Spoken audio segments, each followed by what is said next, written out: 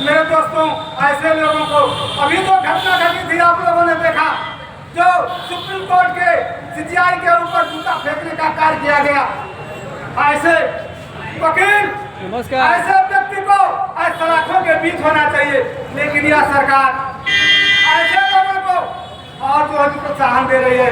मेरे दोस्तों, आज हम इस धरने पर इसी को लेकर के, इसी बिंदुओं को लेकर के एकत्रित हुए हैं कि जो भी अत्याचार, जो भी अनैतिक, जो भी कानून चल रहा है, इसके विरोध में हम अपनी आवाज को बुलंद करेंगे और अपनी बातों को इस जिला मुख्यालय के डीएम के माध्यम से अपने राष्ट्र के तक पहुंचाने का कार्य करेंगे।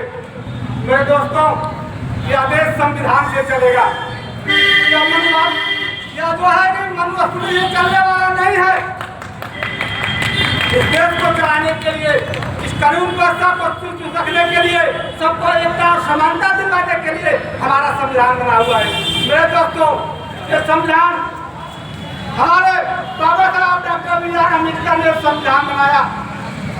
लड़ाई के बाद, करने के बाद इन्होंने जो संविधान का प्रारूप दिया, इस संविधान के प्रारूप में हम तमाम पिछड़े, शोषितों, दलितों, अल्पसंख्यकों, तमाम जितने भी 90% लोग हैं, इन सबके लिए अधिकार की बातें लिखी गई है, सबको अधिकार दिया गया है। लेकिन यह आज की जो व्यवस्था है, संविधान से हट करके अलग व्यवस्था के तहत मनुवादी के तरफ ले जा रही है। संविधान को घटाने का काम किया जा रहा है।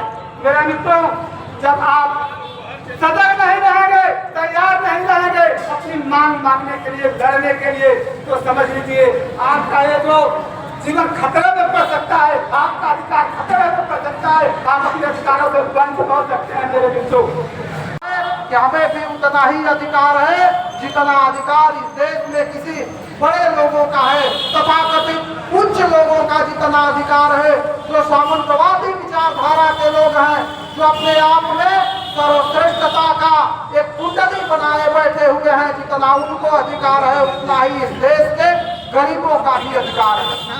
और अगर उनके साथ जुल्म ज्यादती होती है तो इस देश का गरीब चुप नहीं बैठेगा, बल्कि इस देश के करोड़ों गरीब इस तरह से सड़कों पर उतरेंगे।